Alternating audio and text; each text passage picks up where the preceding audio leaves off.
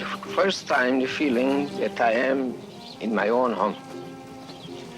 Live in the land of Israel. It was my dream since I was 5 at least, which I can remember.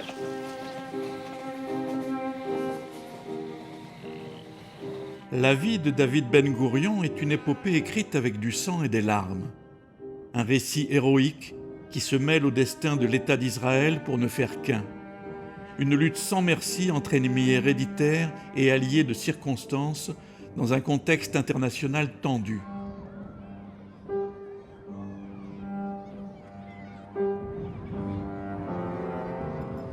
Il est difficile d'imaginer comment l'État d'Israël aurait pu être créé avec un autre leader que Ben Gurion.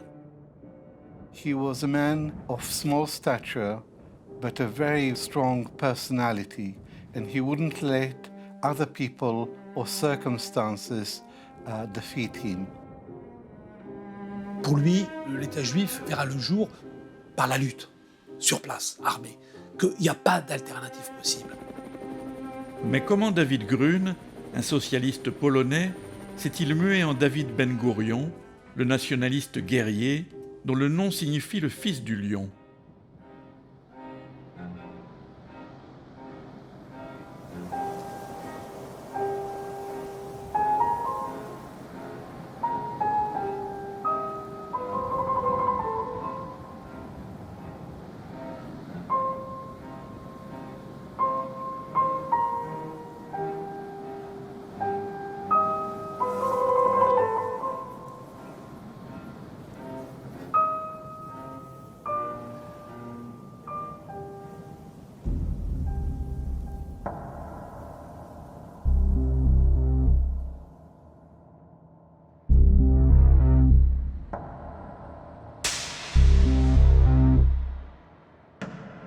David Ben-Gourion naît à la fin du XIXe siècle en Pologne.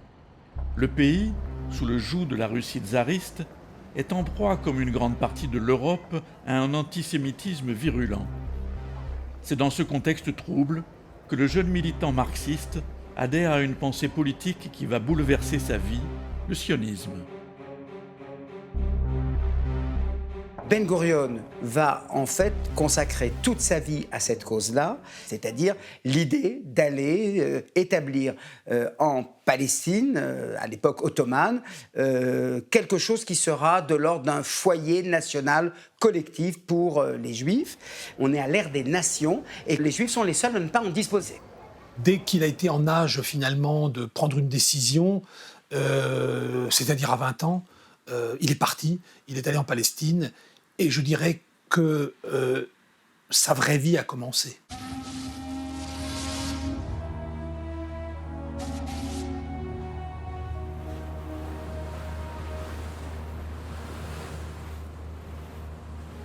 Il débarque à Jaffa et il va vivre l'expérience que vivait finalement tout émigrant, c'est la confrontation entre l'imaginaire et la réalité.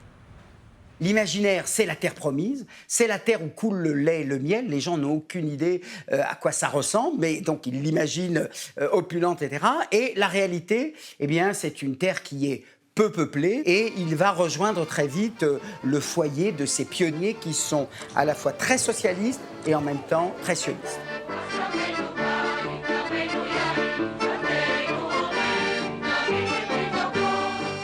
The Zionist vision was a complete regeneration, both national and social. Go back to the land, to live on their own work, to be free and equal. I think it was one of the happiest years of my life when I went to work in the villages of Galilee. Il mettait toujours une sorte de point d'honneur à dire qu'il était agriculteur. Mais en fait, il n'a jamais vraiment travaillé la terre, quoi. Sauf un tout petit peu au début de son arrivée. Ça a tout de suite été un militant.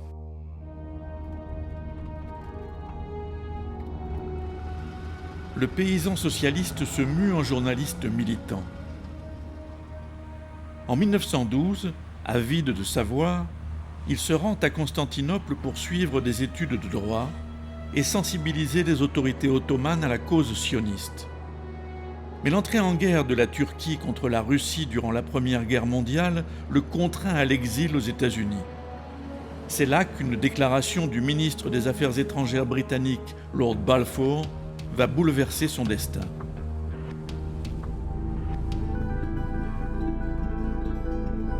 Le gouvernement de Sa Majesté envisage favorablement l'établissement en Palestine d'un foyer national pour le peuple juif.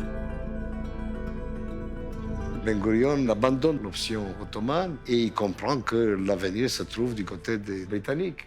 C'est la première fois qu'une puissance majeure, impériale, la Grande-Bretagne, la première puissance impériale du monde, admet les aspirations nationales du peuple juif.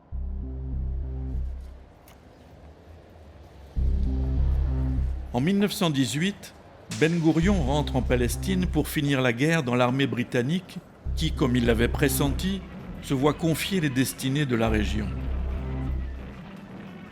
Mais à l'ombre de l'occupant, en principal animateur du sionisme socialiste, il poursuit son dessein, poser les fondations d'un État juif. Ben Gourion devient dès 1921 le secrétaire général de la Histadrout, ce qu'on appelle le syndicat, entre guillemets. Mais ce n'est pas vraiment un syndicat, c'est beaucoup plus qu'un syndicat, c'est vraiment une organisation qui est là pour aider les Juifs qui immigrent à s'installer, qui va créer finalement, qui va aider à créer quelque part une société juive. Donc c'est une sorte d'État avant l'État. Il va constituer la force politique qui va lui permettre plus tard de prétendre à un leadership à l'échelle du pays tout entier. Eh bien, il va le commencer par les affaires qui relèvent de la classe ouvrière. Un pays appartient à celui qui la travaille. S'il n'y a pas une classe de juifs qui est là, sur place, pour travailler la terre, pour faire fructifier, pour la mettre en valeur, nous n'y arriverons pas. Et donc, lui, il estime que par le travail de la terre, c'est toute la légitimité de l'effort des juifs qui garantira plus tard la création d'un foyer national ou d'un État.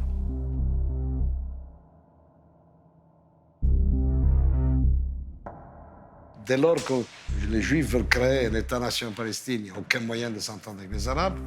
Il commence à y avoir des émeutes arabes anti-juives et anti-britanniques.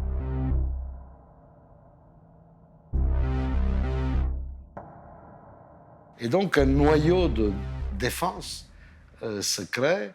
En 1920 se crée la Haganah, défense en hébreu, c'est un groupement de volontaires armés pour défendre les Juifs contre des attaques arabes. Et c'est Ben Gurion qui va s'en occuper, évidemment. Et la Haganah, très vite, devient une force militaire assez efficace. La Haganah, pendant cette période, va en général prêter main forte aux Britanniques autant que possible, et surtout va quelque part, se forger un petit peu militairement, va un peu profiter de ces troubles pour s'aguerrir dans le combat. Fort de ses expériences militaires face aux Arabes de Palestine, et désormais chef politique de sa communauté, Ben Gourion amorce un virage dans son approche du sionisme.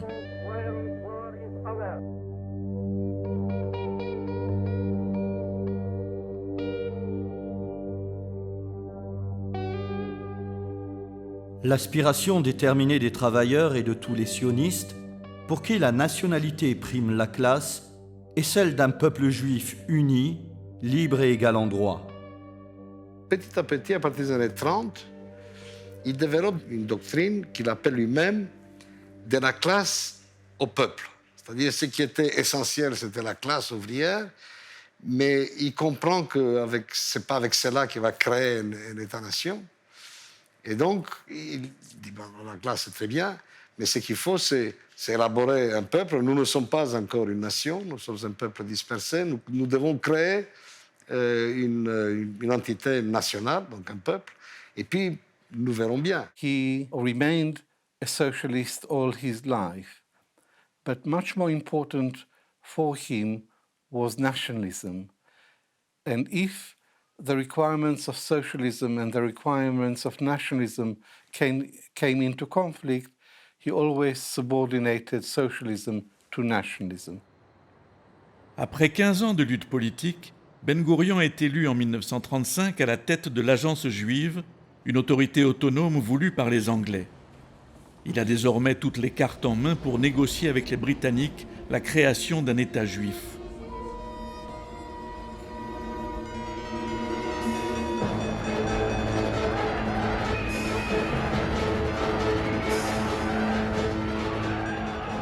C'est alors que l'histoire sonne le glas de son rêve sioniste pour frapper de plein fouet le destin de l'Europe et celui de son peuple.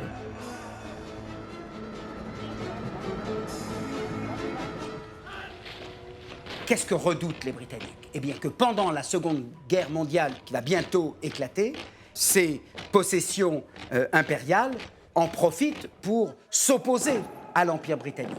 Et dans le cas de la Palestine, il est clair que les Juifs n'ont pas de liberté de manœuvre politique. Ils ne peuvent pas s'allier à Hitler. Il n'y a aucune chance que les Juifs s'allient à Hitler. En revanche, les Arabes de Palestine, eux, peuvent le faire.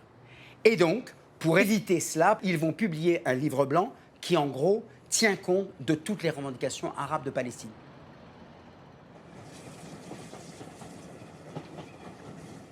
The white paper envisaged that there would be immediately restrictions on Jewish immigration to Palestine and on Jewish land purposes. And this was regarded by the Zionists as worse than a death threat to their movement. Durant la Deuxième Guerre mondiale, face à la volte-face des Anglais et au péril nazi, Ben Gourion poursuit son combat. En 1942, en plein conflit, il revendique la fondation d'un État juif sur toute la Palestine. En fin politique, il applique une stratégie d'équilibriste qui se résume en ces mots : Il faut lutter contre le livre blanc comme si l'Angleterre n'était pas en guerre contre Hitler, et lutter du côté des Britanniques comme s'il n'y avait pas de livre blanc.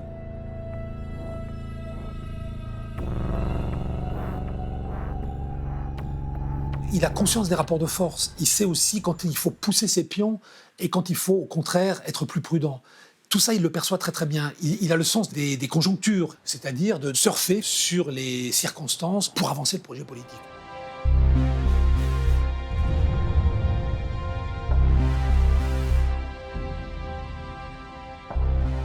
Au lendemain de la guerre et face à la monstruosité de l'Holocauste, Ben Gourion est plus que jamais décidé à réaliser le projet de sa vie, fonder un État juif en Palestine. La tragédie qui a frappé son peuple n'aura jamais infléchi la dureté de son idéologie. Si je savais qu'il était possible de sauver tous les enfants d'Allemagne en les emmenant en Angleterre, et seulement la moitié en les transférant sur la terre d'Israël, je choisirais la deuxième solution. Parce que devant nous, il n'y a pas que le nombre de ces enfants, mais le calcul historique du peuple juif. Face à l'ampleur de la Shoah, qu'est-ce qu'on fait maintenant? Eh bien, au moins, on s'en sert comme levier pour créer un État juif. Et il fait cela. Il fait cela en se servant des hommes, en se servant des réfugiés. Il crée de toutes pièces la fête de l'Exodus, qui est une immense machine de propagande dont il se sert avec beaucoup de cynisme. After being intercepted by the Navy, the illegal immigrant ship Exodus 1947 entered Haifa harbor under escort. She had on board some 5,000 Jews who'd hoped to enter Palestine illegally. When she was boarded at sea by the Navy, a fierce battle was fought on her decks, resulting in many casualties on both sides. Les Britanniques vont faire le choix de ne pas permettre aux navires de venir. Ça servira énormément la cause sioniste, en fait. Évidemment, il y a tout un appareil de propagande qui se met en place. Et alors, en plus, on les renvoie en Allemagne. Donc, c'est pour la Grande-Bretagne, c'est une opération qui est terrible en termes de communication, absolument terrible. Et en revanche, qui est évidemment quelque chose qui va énormément aider la cause sioniste, ça, il n'y a aucun doute.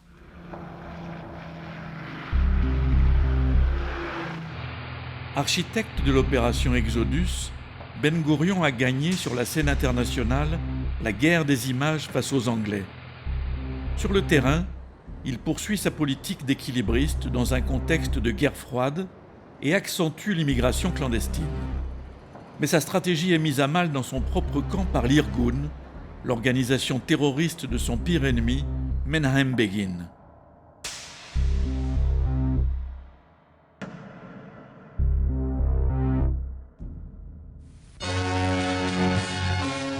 l'Irgun proposait l'offensive, c'est-à-dire qu'il fallait attaquer, y compris avec des tactiques du type assassinat des Britanniques sur place, mais aussi attaque contre les Arabes, y compris avec des attentats dans des marchés, des choses comme ça.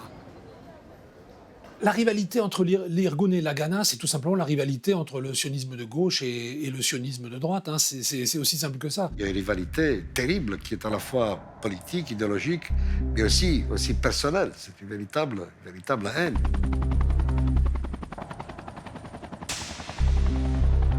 L'Irgun est un gang de juifs nazis. Cette bande doit être éliminée de la surface de la terre.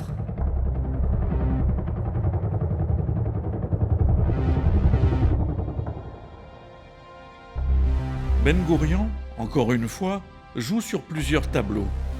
Il prête main forte aux soldats de Sa Majesté pour traquer l'Irgun et tire profit des actions de cette faction ennemie pour déstabiliser ces mêmes Britanniques. Compte tenu des tensions qui existent dans la région, les Britanniques en 1947 décident de remettre à l'ONU leur mandat en disant voilà, il faut trouver une solution.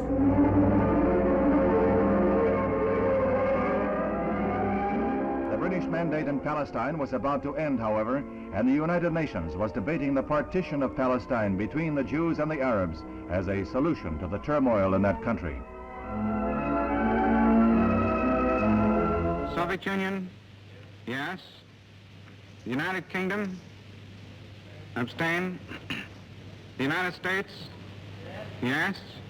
The resolution of the DUC Committee for Palestine was adopted by 33 votes, 13 against, 10 abstentions. C'est le moment historique. Le principe de l'État d'Israël a été accepté. Il n'est pas encore créé, il est accepté par les nations du monde.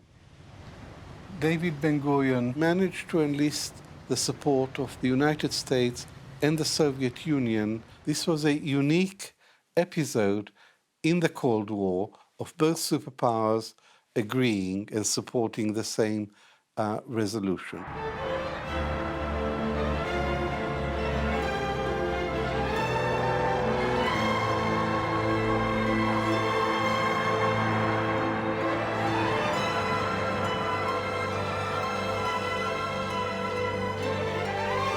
Au moment où la communauté juive de Palestine fête son entrée dans l'histoire des nations, Ben Gourion, froid et lucide, a déjà le regard ailleurs. Je ne peux pas être de ceux qui dansent, car je suis rempli d'une terrible crainte devant le sacrifice qui attend notre peuple. Nous sommes à la veille d'une guerre à la vie et à la mort avec les peuples arabes, et nous allons y perdre les fleurs de notre jeunesse.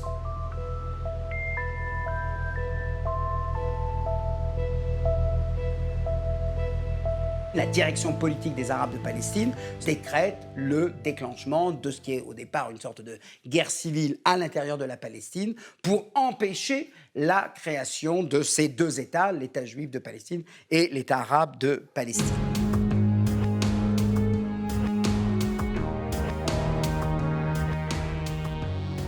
En janvier 1948, c'est au tour de l'armée de libération arabe, majoritairement syrienne, d'ouvrir un front en Galilée. Face à cette attaque, le nationaliste Ben Gourion revêt l'uniforme de chef de guerre et planifie la conquête finale du royaume de David.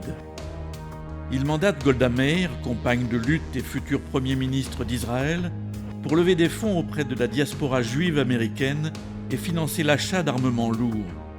Son but est de parachever la création d'une véritable armée nationale.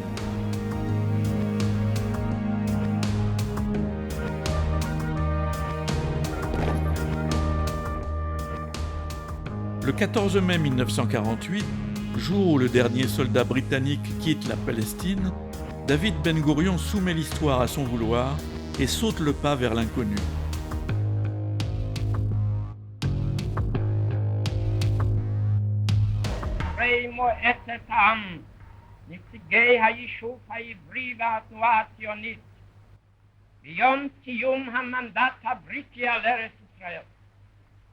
תוקף זכותנו הטבעית וההיסטורית על הקמת מדינה יהודית בארץ ישראל היא מדינת ישראל. Ce qui est absolument incroyable, c'est qu'à l'entrée du 14 mai 1948, on pourrait s'attendre à ce que Ben Gurion écrive des pages et des pages pour dire « j'ai recréé l'État d'Israël », etc. Non, 2 lignes. L'État d'Israël a été proclamé, notre sort est entre les mains de nos forces de défense.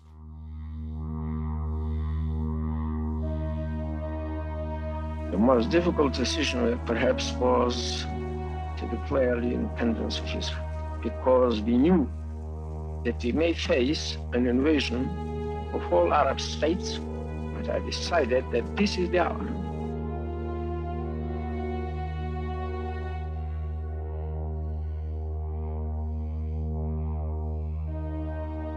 Dès la proclamation de la création de l'État d'Israël, le Haut Comité arabe déclare que les Arabes ne se soumettront pas à une puissance venue en Palestine pour imposer une partition.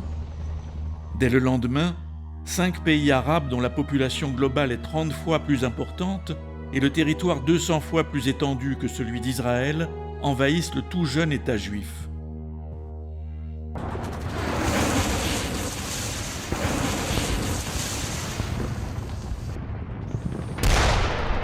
During the war, people must realize that they are living in a new era. That there is a Jewish state, there is an army, they must submit to the single authority of the state. Il ne faut plus qu'il y ait différents groupes juifs, mais un seul. C'est l'armée qu'on va appeler désormais Tzahal, l'armée de défense d'Israël. Donc il va forcer cette fusion parce que l'Irgun, par exemple, est contre au départ. Au mois de juin 1948, Begin, le vieil ennemi personnel de Ben Gurion, refait surface. Quand l'Irgun achemine en Israël un bateau rempli d'armes, l'Altalena, le Premier ministre fait la démonstration que c'est à l'État seul d'assumer les prérogatives de défense nationale.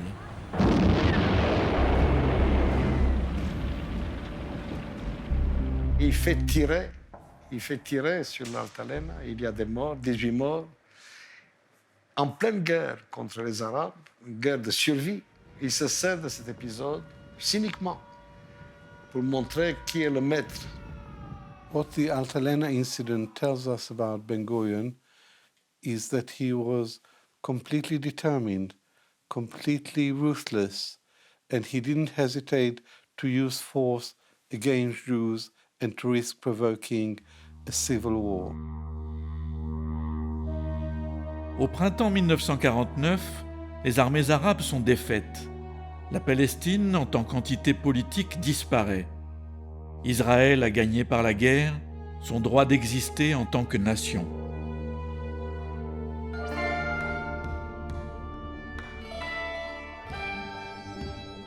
La nouvelle nation, bâtie sur les idées d'un sionisme socialiste, fluctuant au gré du pragmatisme de Ben Gurion, est désormais un État juif et démocratique que le lion ne cessera de défendre jusqu'à la fin de sa vie.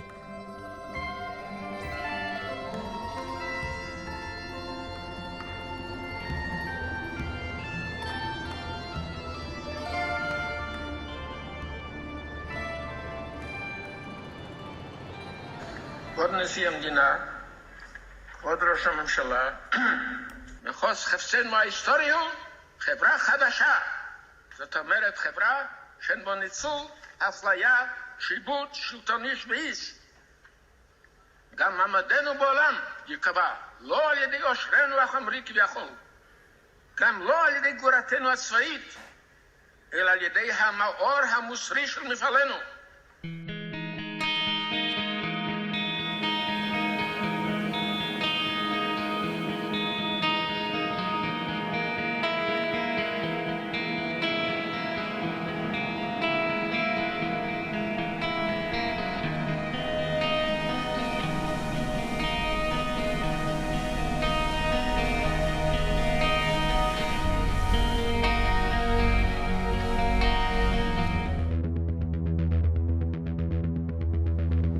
Vers 7h30 le matin, un bruit court.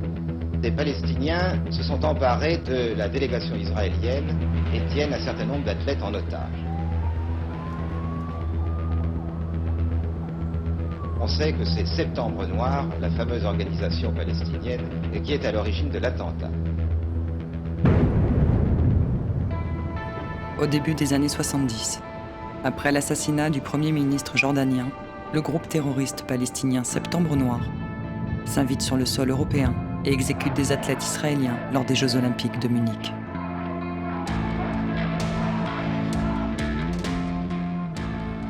Ce massacre est un des stigmates de la guerre fratricide que se livrèrent les deux figures emblématiques de la résistance palestinienne, Yasser Arafat et Georges Habash. Une opposition qui bouleversera pour longtemps l'équilibre de tout le Proche-Orient.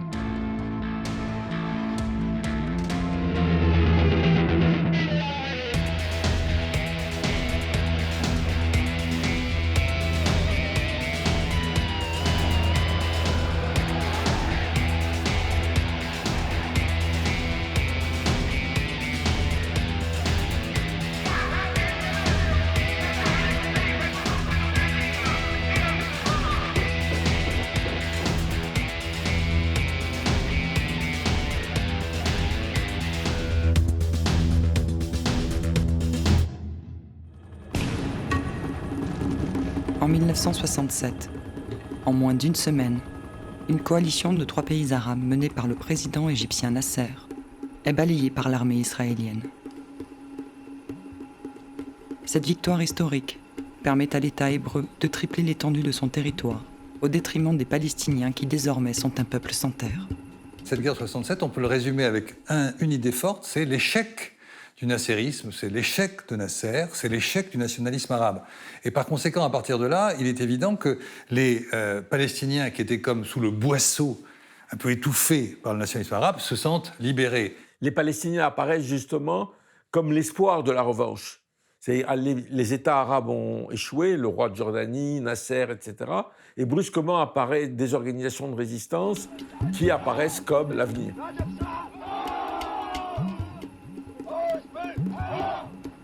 Accueillie en Jordanie par le roi Hussein, la résistance palestinienne s'organise sous la houlette de l'OLP, Organisation de libération de la Palestine, dirigée par le nationaliste Yasser Arafat, chef du Fatah.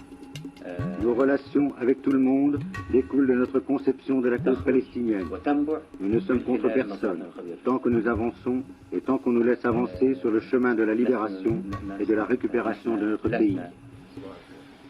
Le Fatah refuse toute idéologie politique et tout engagement et tout attachement à une secte ou une autre. Il veut rester apolitique. C'est un combat que tous les Palestiniens doivent mener, quelles que soient leurs opinions. Mais il y a aussi en Jordanie le Front populaire pour la libération de la Palestine, ou FPLP de Georges Habash, un marxiste-léniniste, beaucoup plus violent que les représentants de Al-Fatah. Notre code de morale, c'est notre révolution. Et quand nous avons senti que notre révolution était menacée, nous avons eu tous les droits d'utiliser n'importe quoi sur terre et au ciel pour protéger notre révolution, et nous avons réussi. Le FPLP considère que la lutte pour la libération de la Palestine fait partie de la révolution, d'une sorte de révolution mondiale, contre le sionisme, bien sûr, mais contre l'impérialisme, contre les régimes arabes. Pour eux, il n'y a pas d'objectif d'État palestinien. C'est-à-dire, il y a l'objectif de libérer la Palestine, mais pas pour créer un État palestinien, pour créer un grand État arabe. Et ça sera la grande différence très fondamentale avec le Fatah, pour qui la lutte palestinienne, c'est une lutte comme les Algériens, c'est pour créer un État palestinien.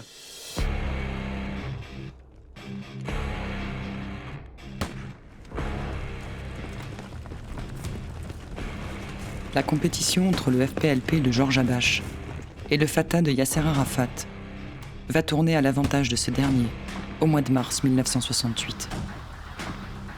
Les Fédayines s'engagent alors dans une bataille devenue mythique dans le village jordanien de Karameh. Lorsque la bataille de Karameh va se déclencher, c'est la première victoire des Palestiniens et des Jordaniens. Il ne faut pas oublier que ces Palestiniens étaient aidés également par l'armée jordanienne contre cette armée dite indéfectible qui est l'armée israélienne.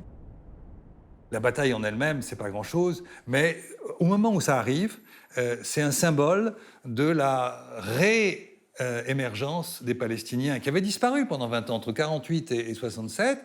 On ne parlait plus des Palestiniens, et même jusqu'en 68, on n'en parle pas. Donc on passe du conflit israélo-arabe, 48-67, on passe au conflit israélo-palestinien. Et c'est dans cette période-là, 68, 69, 70, et un peu plus après, que les choses basculent. C'est à partir de Karameh que Yasser Arafat devient en quelque sorte l'emblème, le guérillero, le chef plus ou moins incontesté de l'OLP. Et en tout cas, c'est lui qui va émerger au sein de la population palestinienne. La population palestinienne va voir dans Yasser Arafat, et finalement jusqu'à sa mort en 2004, le chef, sinon suprême, en tout cas le chef principal de la lutte palestinienne.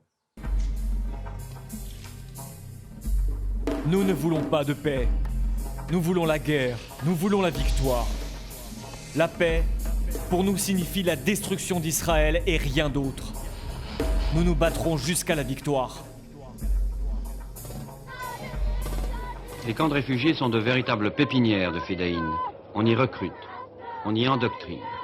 Dès leur plus jeune âge, les enfants sont initiés au maniement d'armes, à la technique commando, puis à la guérilla. L'entraînement est dur, meurtrier même. Il se solde par 5 à 10% de pertes, ce qui ne décourage nullement les candidats. On va ériger le guérilleros palestinien avec sa kéfié et avec son kalachnikov comme étant le symbole de la lutte armée, le symbole de la résistance. Partout dans le monde arabe, que ce soit en Jordanie ou en Syrie ou au Liban, l'image du Fedaï sera une image héroïque.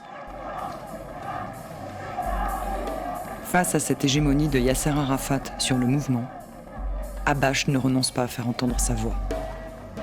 70, c'est la montée en puissance de Habash, donc des mouvances gauchistes au sein de l'OLP, et de leur volonté de faire concurrence à Yasser Arafat, et notamment sur la thématique de la Jordanie.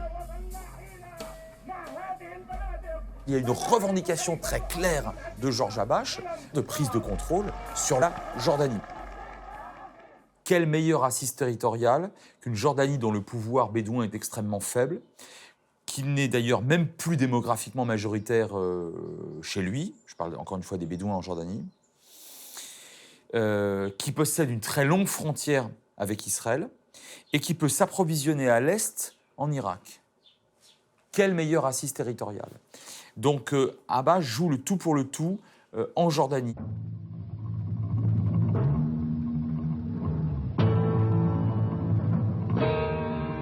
Où s'arrête la Jordanie, où commence la Palestine. À Amman, les Fedayeen patrouillent librement, la rue leur appartient, la ville est à eux. Le royaume de Jordanie souffre de porter la Palestine en lui, une Palestine qui n'obéit qu'à ses lois, n'écoute que ses chefs, et dont l'enfantement se heurte aux murailles d'Israël de l'autre côté du Jourdain.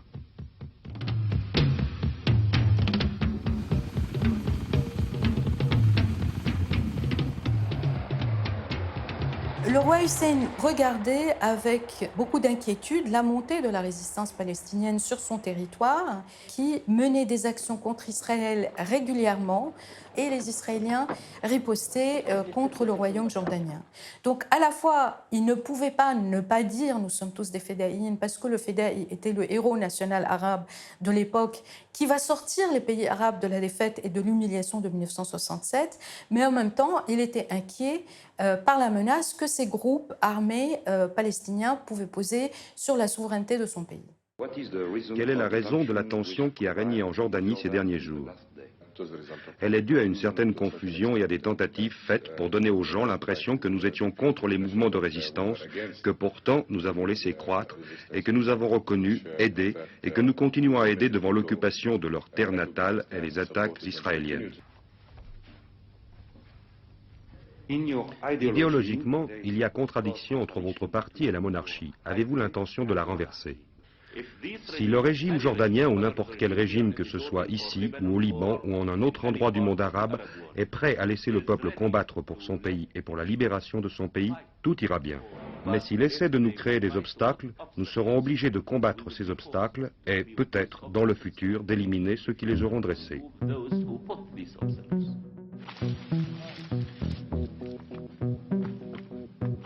La menace est à peine voilée. Et au tournant des années 70, Georges Habash joint les actes à la parole. Et en opposition à la politique d'équilibriste d'Arafat, engage ses forces sur un terrain plus périlleux. Habash considère et dit que les raids palestiniens, qui sont extrêmement nombreux à l'époque, il y avait plusieurs raids par jour contre les positions israéliennes nouvelles, puisqu'Israël s'installait en Cisjordanie. Il dit que ça coûtait trop cher en vie humaine aux Palestiniens, il y avait trop de fédayines tués. Donc il considère que des actions qui auront un impact international serviront beaucoup plus la cause palestinienne en la faisant connaître et en montrant qu'il y a un conflit et qu'il y a un problème là-bas.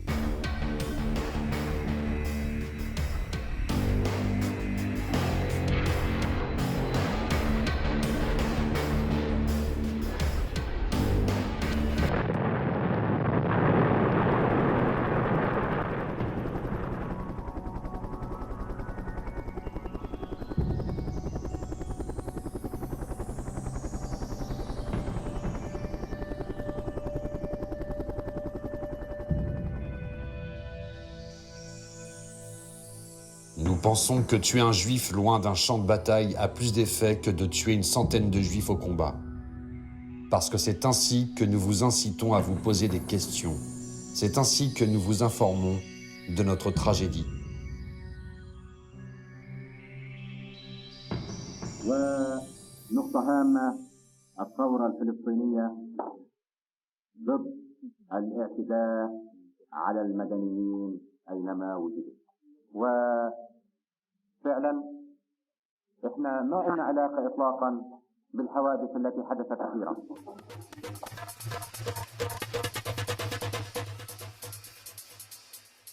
Si officiellement le désaccord est affiché entre Arafat et Georges Habash, le chef de l'OLP fidèle à sa nature n'ira jamais jusqu'à l'affrontement. En diplomate avisé, il préférera toujours préserver l'unité du mouvement et la survie de la résistance. Il y a une anecdote qu'on racontait sur lui, c'est le fait qu'il voulait se fâcher jamais avec personne. Vous savez, au pèlerinage de la Mecque, il y a un moment du pèlerinage de la Mecque où on jette des pierres sur sur quelque chose qui est censé représenter Satan. Et alors, la blague qui circule, c'est que Arafat arrive et il ne jette pas la pierre. Et il y a un de ses amis qui lui dit « Mais pourquoi ?» Il dit « On ne sait jamais. »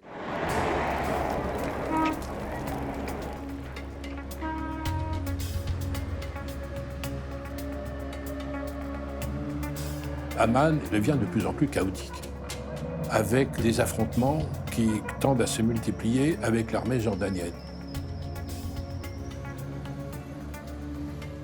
Le roi essaye un peu de reprendre les choses en main en décidant que les miliciens doivent rendre leurs armes, ce qu'ils refusent évidemment. Et il y a des quartiers qui passent entre les mains des Palestiniens. Quand je suis arrivé à Amman, par exemple, eh bien, sur mon passeport à l'aéroport d'Amman, j'ai eu un visa du FPLP. Hussein de Jordanie voit son pays en train de risquer de basculer en quelque sorte. Et c'est à ce moment-là que, effectivement, Georges Habash notamment décide d'exercer des pressions très fortes. Et ces pressions sécuritaires, voire terroristes très fortes à Amman, sont censées à terme faire chuter le roi de Jordanie.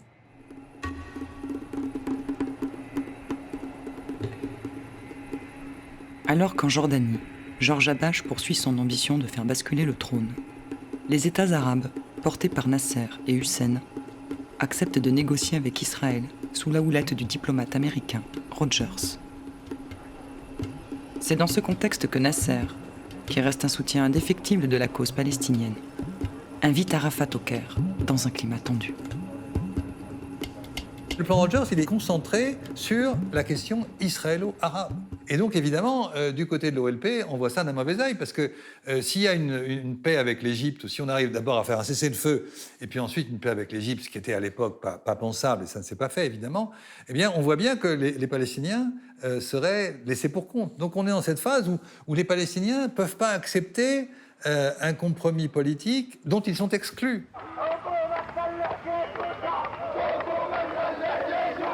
Et là, la menace est perçue comme extrêmement grave par les tendances les plus radicales de l'OLP.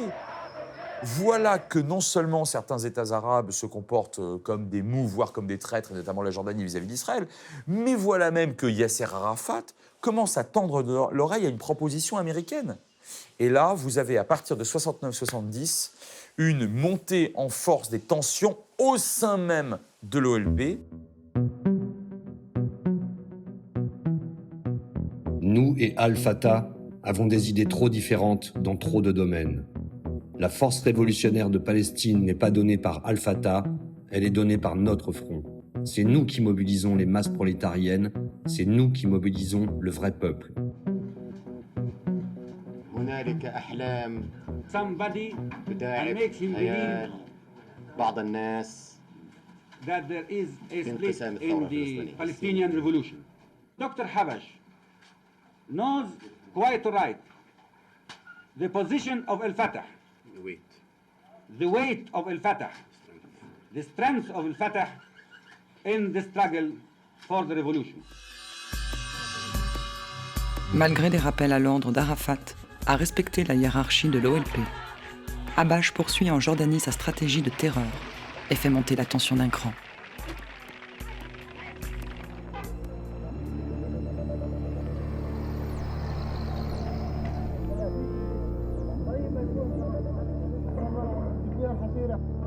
Le FPLP va prendre plusieurs dizaines d'otages dans 2 hôtels d'Amman. Il menace de faire sauter les hôtels si les commandants de l'armée jordanienne ne sont pas démis. Le roi et le gouvernement jordanien acceptent, ce qui fait que le FPLP relâche ses otages, mais le FPLP ne va pas en rester là.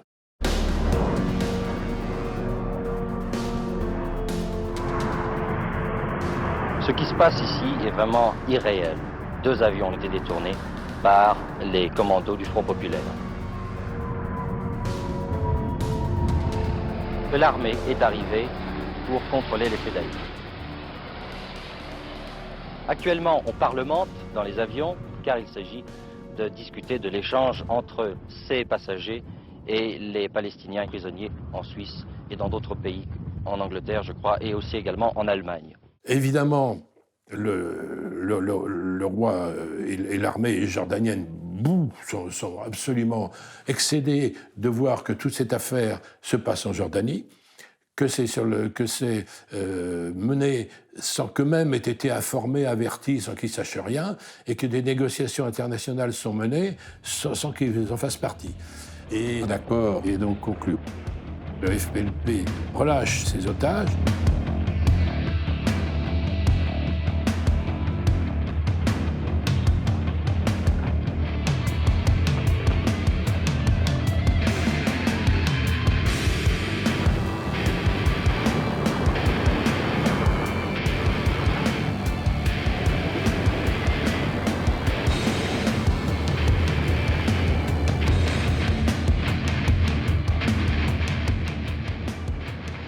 Fait exploser ces avions, ça a une répercussion médiatique absolument considérable.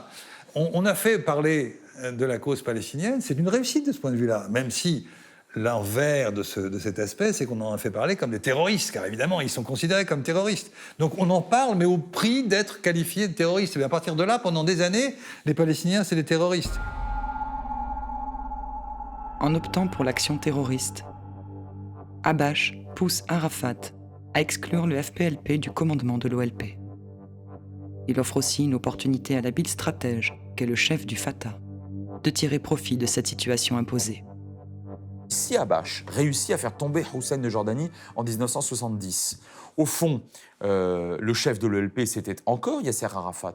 Est-ce que lui ne serait pas devenu quelque part président de ce début, de ce commencement d'État de Palestine? Moi, je pense que Yasser Arafat, en 70, se met dans les conditions de voler au secours de la victoire. Et en même temps, il n'y va pas officiellement lui-même, parce que si Habash échoue, il pourra toujours dire « Moi, je n'y étais pas, et en tout cas, je l'ai prévenu, je lui ai dit de ne pas aller jusque-là ».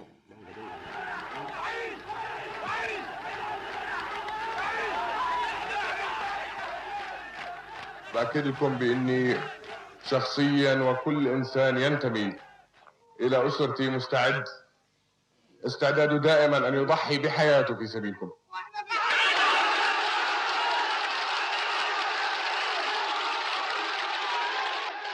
Pour le roi Hussein, il est clair qu'il fallait qu'il récupère l'intégralité de sa souveraineté sur son territoire. Et j'ajouterais sans doute, quel qu'en soit le prix.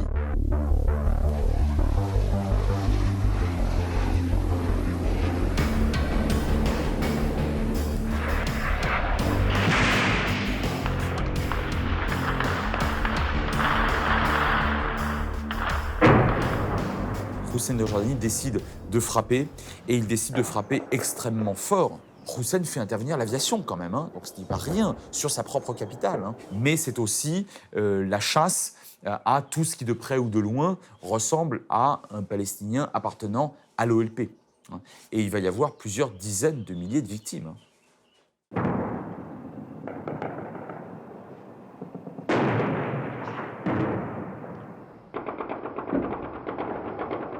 Dès l'instant que la bataille est devenue inévitable, les mouvements palestiniens ont nommé Arafat commandant en chef, mais Habash n'est pas en Jordanie. Et ça, ce sera pour lui, ça lui sera beaucoup reproché par ses camarades.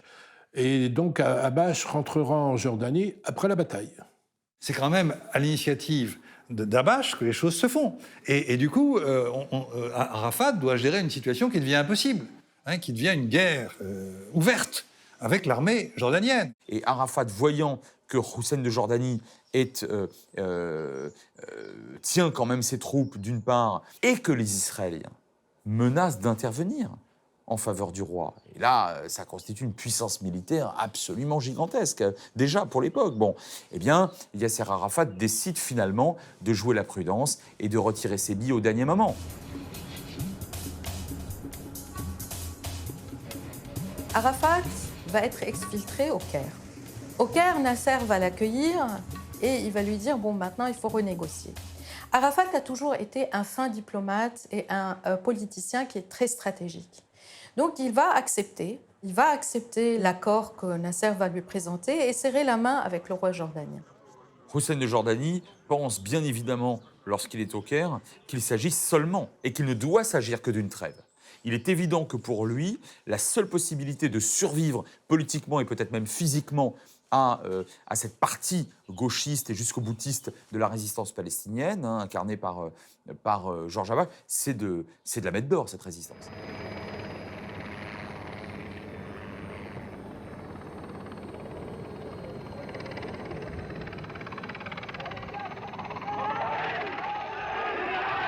L'armée jordanienne veut reprendre en main Amman et les villes du Nord.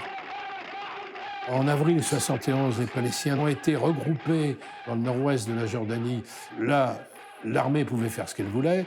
Ceux qui n'ont pas réussi à fuir en Syrie ont été arrêtés. Et même, ce qui a été la honte totale pour les Palestiniens, c'est qu'il y a des fédéines qui n'ont trouvé leur salut qu'à fuir de l'autre côté du Jourdain, chez les Israéliens.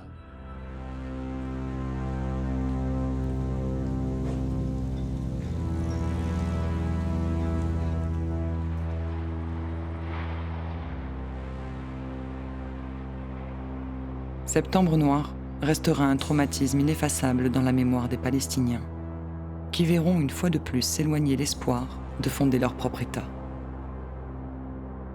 Tout en restant rivaux, Yasser Arafat et Georges Habash continueront leur lutte depuis le Liban, où ce qui reste de la résistance palestinienne a trouvé refuge. Abu Ammar, alias Yasser Arafat, globalement, il a quand même bien tenu l'OLP jusqu'à sa mort en 2004 quand même. Il fallait être à minima consensuel. Mais en même temps, il n'a jamais réussi à parvenir à son but officiellement établi, c'est-à-dire la création d'un État palestinien. Georges Habash est toujours resté sur une position intransigeante. Mais finalement, c'est l'issue de tout ça. Le FPLP a été complètement marginalisé parce que si à un moment donné en politique on ne fait pas de compromis, eh bien on risque de perdre, quoi. Voilà, c'est des postures intransigeantes qui emmènent là où ça emmène, c'est-à-dire, à mon avis, je vais être violent et brutal, mais nulle part.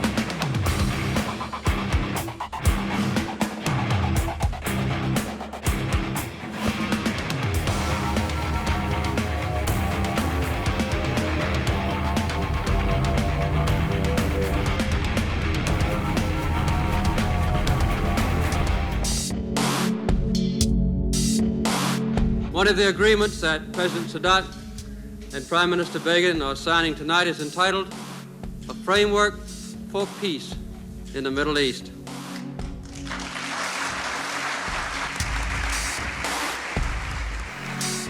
La signature des accords de paix de Camp David entre le président égyptien Anwar el-Sadat et le premier ministre israélien Menahem Begin est considérée comme l'un des grands exploits diplomatiques du XXe siècle. Mais derrière ces images d'embrassades chaleureuses se cache un thriller diplomatique fait de coups de force et de trahison. Car ce traité qui a bouleversé l'histoire du Moyen-Orient a eu son lot de laissés pour compte et sa victime sacrificielle.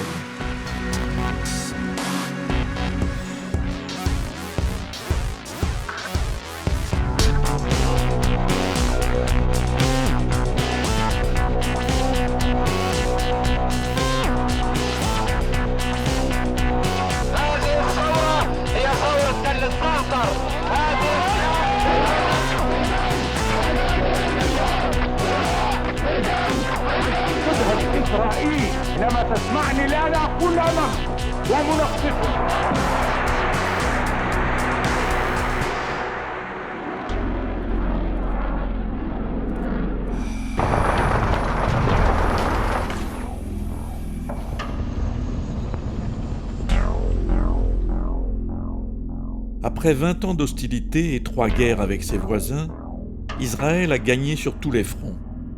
L'Égypte, en leader du monde arabe, a été humiliée, dépossédée du Sinaï, et les Palestiniens demeurent un peuple sans patrie.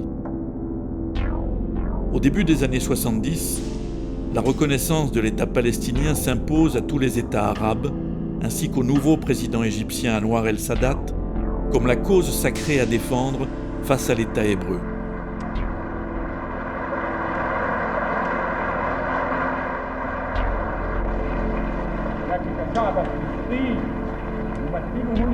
La différence entre Sadat et son prédécesseur Gamal Abdel Nasser, c'est que Sadat a très concrètement compris que, en termes de rapport de force, il ne pourrait pas atteindre l'objectif ou l'un des objectifs stratégiques fondamentaux qui avait été celui de Nasser, à savoir la destruction d'Israël. Sadat était poussé à prendre une revanche. On le poussait à faire la guerre à Israël et il savait parfaitement qu'il n'en était pas capable.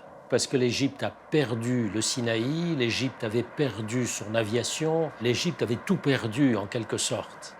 Sadat comes to power and he seizes on this in a way that really brings about a change in Egyptian political culture. And his interest and his approach is much more focused on gaining back for Egypt its own domestic, economic growth, the potential of seizing back territories that had been lost in the 1967 war, like the Sinai Peninsula, and an interest in shifting Egypt's alignment in the Cold War away from the Soviet Union and towards the West. Mésestimé dès son arrivée au pouvoir par les observateurs, Sadat doit résoudre une équation politique dont les protagonistes sont les États-Unis, Israël et la Palestine. Et le président égyptien va par son audace stupéfier ses détracteurs.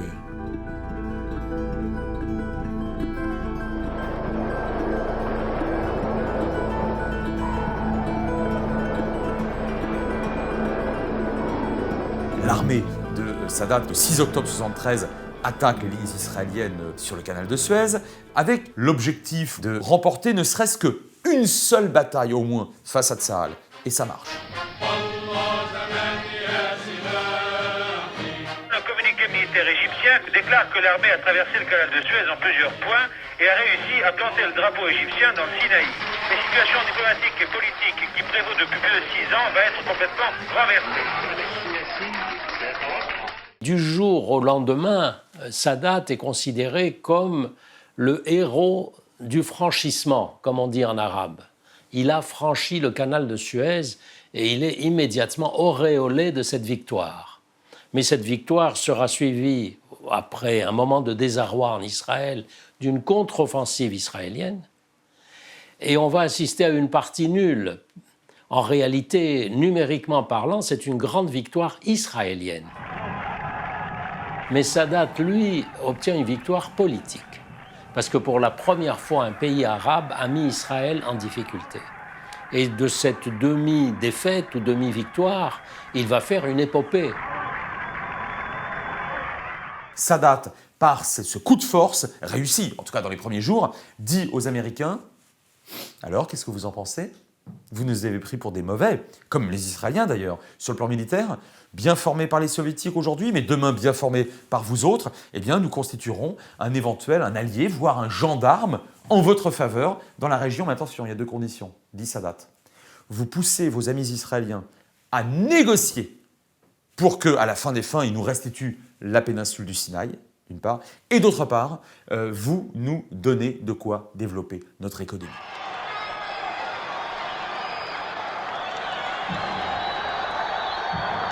Malgré ce coup de force, Israël contrôle toujours le Sinaï et la cause sacrée de la Palestine reste une chimère.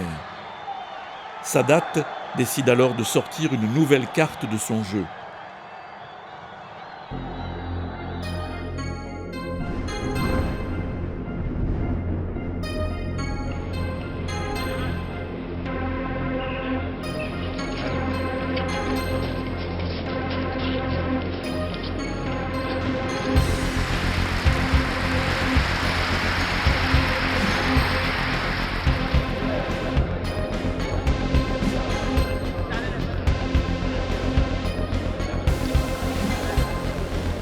Il fait venir Arafat à l'Assemblée et il lâche une bombe politique, diplomatique. تدهش إسرائيل حينما تسمعني الآن أقول أمامكم أنني مستعد أن أذهب إلى بيتهم إلى الكنيسة ذات ومناقشتهم.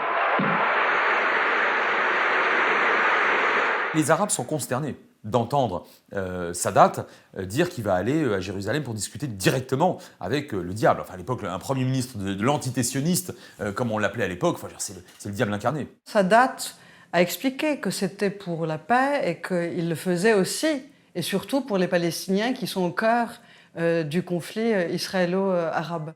Tout le monde dit que c'est une envolée lyrique, une de plus, et Arafat est le premier à applaudir.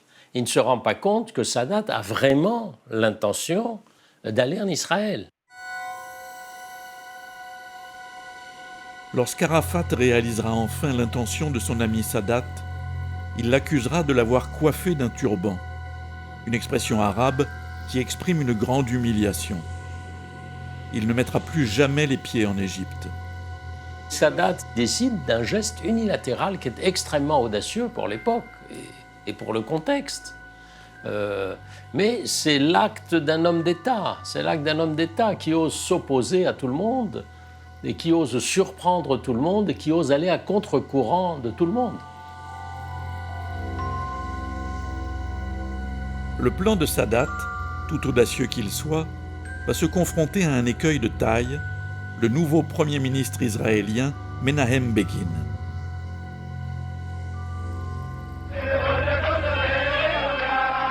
M. Begin, en qui les capitales arabes dénoncent le partisan du Grand Israël, a promis d'intensifier la colonisation juive et de lever l'interdiction faite aux colons sauvages de s'installer dans ce qu'il a appelé la patrie ancestrale. Everyone was sure that now when Begin would be the prime minister, Israel would go into a war with the Arab states. No one even dreamt about peace under Begin's rule. Donc évidemment, pour les Palestiniens, c'est une radicalisation d'Israël. Et pourtant, Begin va vouloir laisser son empreinte dans l'histoire. Begin, en réalité, va se révéler comme quelqu'un d'audacieux également, et aussi en acceptant des offres de paix et en proposant, dès son arrivée, de changer, d'aller dans des conférences internationales, et même ensuite de rencontrer Sadat. Une semaine après son annonce tonitruante, le président Anwar el-Sadat décide de franchir un nouveau pas vers l'inconnu.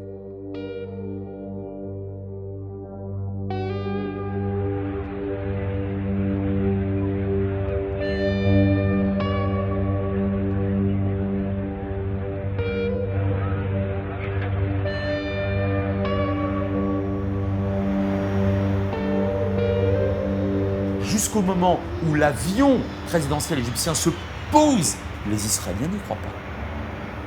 Le chef d'état-major de l'époque, jusqu'au dernier moment, dit à Menachem Begin, tu verras, il ne viendra pas, c'est du bluff. Peut-être qu'il va monter dans son avion. Son avion va faire des tours, mais en réalité, il ne se posera pas ici. L'avion se pose.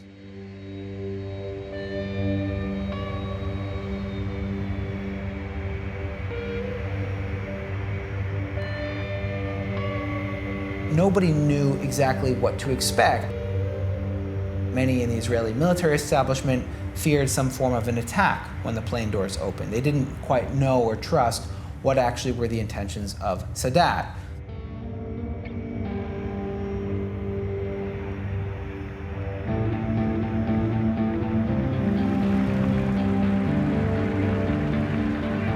It was like the Messiah is coming. It was amazing. He was the main enemy of Israel. Sadat, de manière extrêmement détendue, fait face au Premier ministre et aux ministres israéliens, aux militaires israéliens, avec un très grand sourire, avec des tapes dans le dos, en leur disant « Alors, vous m'avez pas cru, hein, mais voyez, regardez les têtes que vous faites là. » Moshe Dayan n'y croyait pas, il était là, Moshe Dayan, l'ancien chef d'état-major et ministre de la Défense d'Israël, y compris pendant la guerre du Kippour. Bon, donc, il stupéfie tout le monde.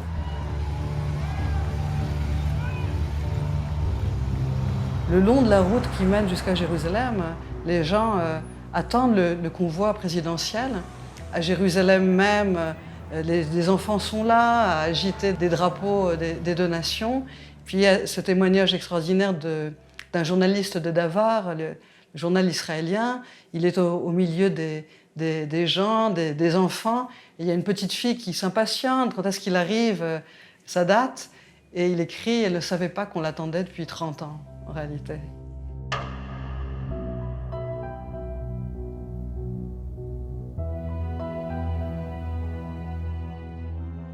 Je suis venue ici pour que nous construisions ensemble la paix, mais je vous dis aujourd'hui que le problème palestinien est le cœur même du problème du Proche-Orient et que tant qu'il n'y aura pas de solution à ce problème, eh bien le conflit continuera et s'étendra.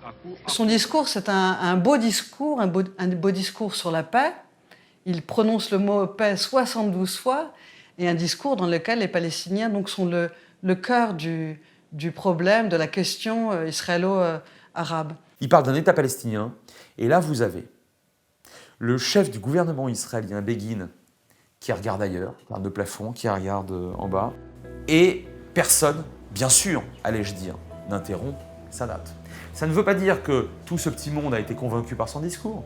L'important pour les Israéliens, c'était que le président d'un pays arabe, et le pays le plus puissant, viennent à la Knesset. Je vais vous dire, ça valait reconnaissance. Ça valait reconnaissance. Et ça, pour les Israéliens, c'était le plus précieux. Je pense que dans son discours, il aurait pu raconter n'importe quoi, il aurait pu parler de la planète Mars. Les Israéliens étaient contents qu'il ait atterri et qu'il ait parlé à la Knesset.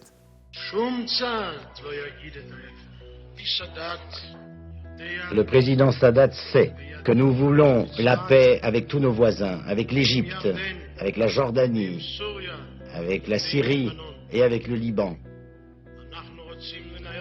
Nous voulons négocier un traité de paix. Quelqu'un s'écrie dans la salle, et pourquoi pas avec le peuple palestinien? Begin, évidemment, ne parle pas des Palestiniens. Il ne veut pas en parler. Son idée, c'est qu'il faut un grand Israël. Et les Palestiniens ne sont rien d'autre que des Arabes d'Israël. Et il en parle uniquement dans ces termes-là. Le discours de Sadat va beaucoup décevoir les Israéliens et le discours de Begin va beaucoup décevoir l'entourage de Sadat, Sadat et son entourage. Et on va avoir l'impression d'une impasse. Dès les discours officiels prononcés, à la nuit tombée, une rencontre en tête-à-tête réunit les deux leaders qui décident de jouer carte sur table. La paix est négociable. Mais quel en sera le prix ?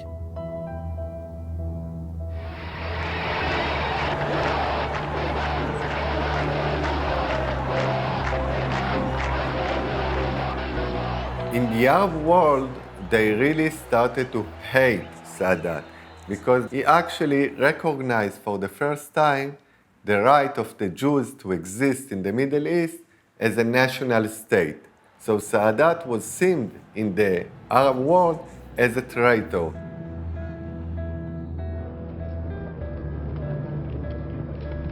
Sadat se rend compte de l'hypocrisie générale. Tout le monde veut défendre les Palestiniens et personne ne fait rien pour les Palestiniens. Les États arabes font beaucoup de verbes, de paroles, mais ça n'a pas d'effet.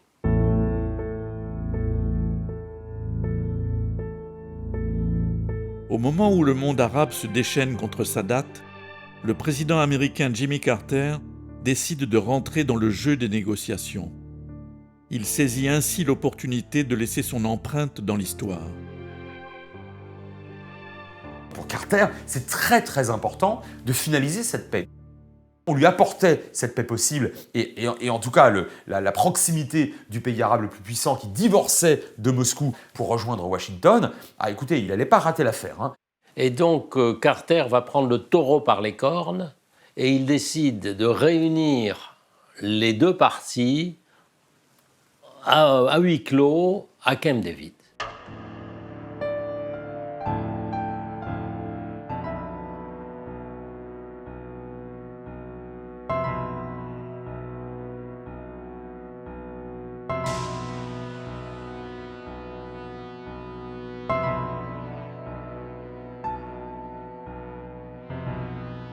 On a réuni donc les 3 délégations dans cet immense domaine de Camp David, qui est interdit à la presse, qui est fermé vraiment.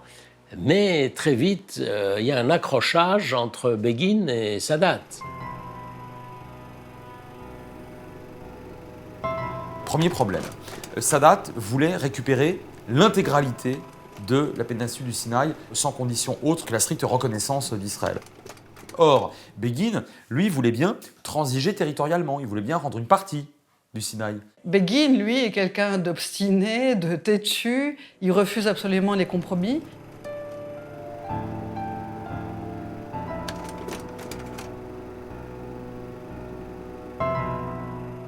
Jusqu'au moment où Sadat, excédé, va dire « on fait nos valises, on s'en va ». Et voilà que Carter, sentant le risque de l'échec total, décide d'exercer des pressions très fortes. Et il va jusqu'à littéralement enfermer physiquement, pratiquement, les 2 chefs d'État. L'autre problème épineux demeure la question palestinienne. Et quand Sadat évoque l'hypothèse d'une reconnaissance d'un État palestinien dans les territoires occupés, Begin lui répond sèchement: il n'y aura jamais de place faite à Yasser Arafat et à ses assassins à l'intérieur des frontières d'Israël. La délégation américaine propose un plan. C'est d'ailleurs un plan qui a été travaillé et retravaillé. Il y a eu plus de 20 brouillons pour proposer ce plan. Et les 2 délégations vont s'entendre sur le texte américain.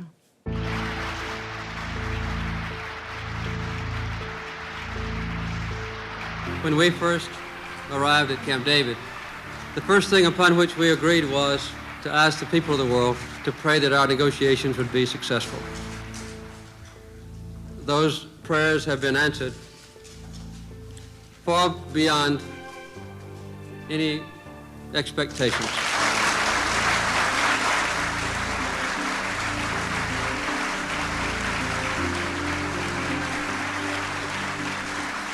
Il y a dans cet accord de Camp David une chose assez claire qui est l'évacuation du Sinaï par les Israéliens et la reconnaissance d'Israël par l'Égypte. Ça, c'est assez clair. Et il y a une deuxième partie qui est moins claire, mais que Sadat a tout fait pour obtenir, c'est la promesse d'une autonomie palestinienne qui reste très vague. Alors on ne parle pas d'indépendance, on ne parle pas d'État. Begin ne l'aurait pas accepté. Et c'est là que Sadat a été considéré comme un traître. Au fond, négocier avec Israël, bon, mais s'il ramène un État pour les Palestiniens, au fond. Or, il ne l'a pas fait. But the irony was that this negotiation about the autonomy was between the Egyptians and the Israelis, while no one asked the Palestinians.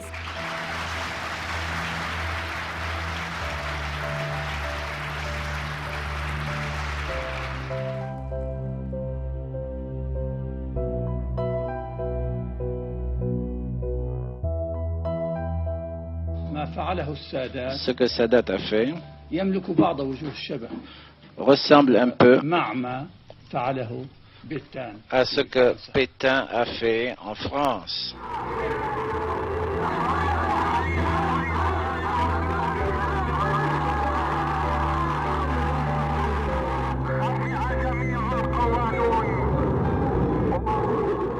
Tout le monde se ligue contre Sadat. Il n'a pratiquement aucun soutien.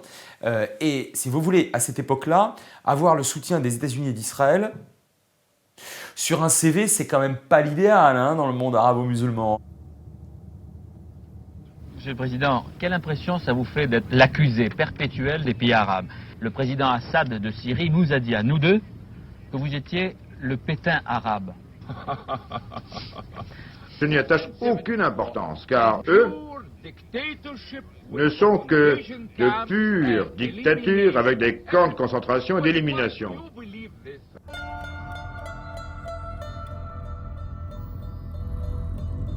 Seul dans sa tour d'ivoire, Sadat affiche tout le mépris que lui inspirent ses homologues arabes. Des pygmées, des sous-développés qui reviendront comme des chiens, lance-t-il à son entourage. Le président a désormais atteint un point de fracture avec ses anciens alliés. Tout est prêt pour jouer l'acte final de ce drame arabe.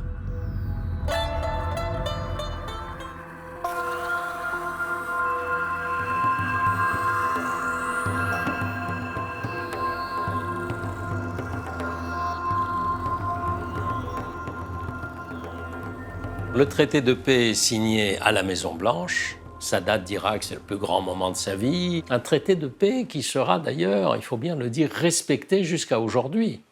C'est une chose incroyable. C'est-à-dire que ce traité de paix a survécu à tout ce qui s'est passé au Moyen-Orient depuis 1979. Sadat, dans son discours, ne nomme pas une seule fois les Palestiniens. Avec cette signature, le prétendu porte-drapeau de la cause palestinienne dévoile enfin son véritable dessein. Sadat, with respect to the Palestinians, he thought that they have a problem, that he should help them, but he hated Yasser Arafat, he didn't believe him, and he didn't want to see a Palestinian state. He was also one of the people who were thinking that a Palestinian state could be dangerous for the stability in the Middle East, and by that, he had a common interest with Begin.